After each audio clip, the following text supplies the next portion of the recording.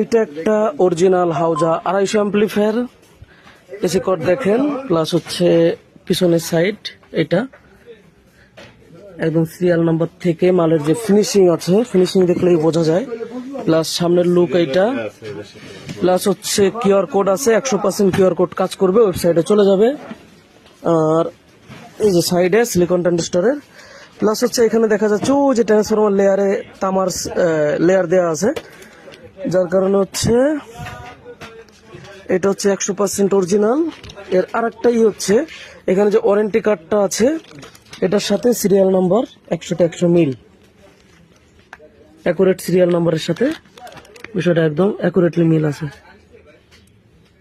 560057 560057 আর এটার সাথে ম্যানুয়ালের সাথে দেয় হচ্ছে একটা ফিউজ, প্লাস হচ্ছে